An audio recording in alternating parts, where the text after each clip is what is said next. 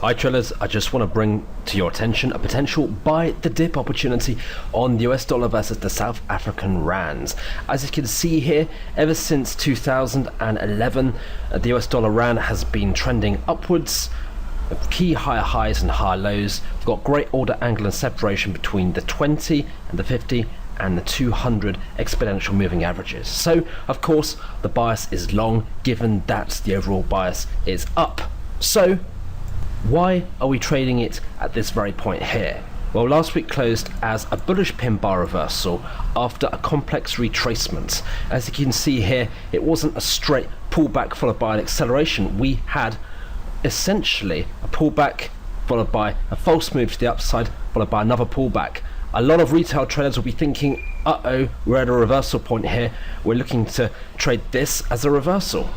But no, it's actually a complex retracement, and I want to really kind of like hammer this home to people who are unaware that sometimes complex retracements are a necessary part and parcel of trading with the trend. And they're not obvious, they can sometimes be a bit misleading, but certainly experience will essentially show you that this is a complex retracement.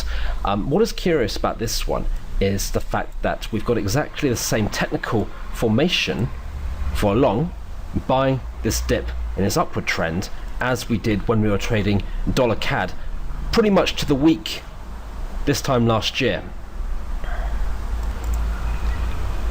Let's go back in time. This is dollar CAD summer 2015. This is the week which closed on the 15th of June this time last year, essentially, all but 3 days difference. Okay, so you can see that dollar CAD in comparison to the US dollar versus the South African rand today was making key higher highs and higher lows, and this has objectively been supported by the order angle and separation of these three moving averages here.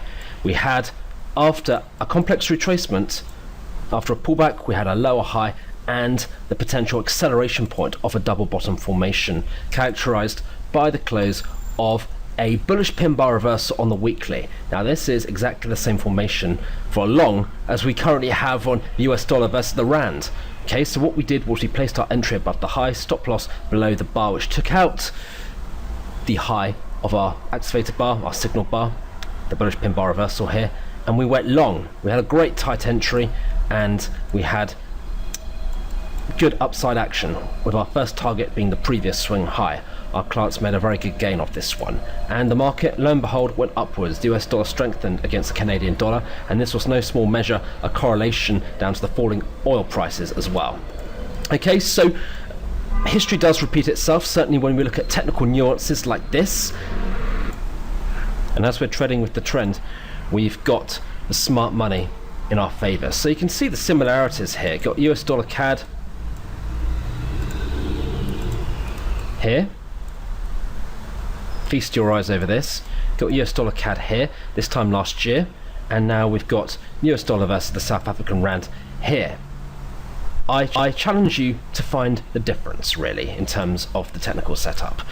So the typical way of trading this one will be to simply place your entry above the high of this bullish pin bar reversal, stop loss below the low, and have your first target the previous swing high. As you can see here, we've got decent upside potential based on where price has been before. Let's see, risking 2%, how much we could potentially make. 1, 2, 3, 4, 5, 6. Say just shy of 8%, risking 2%. So this has good reward to risk. Okay, it's essentially a 4 to 1.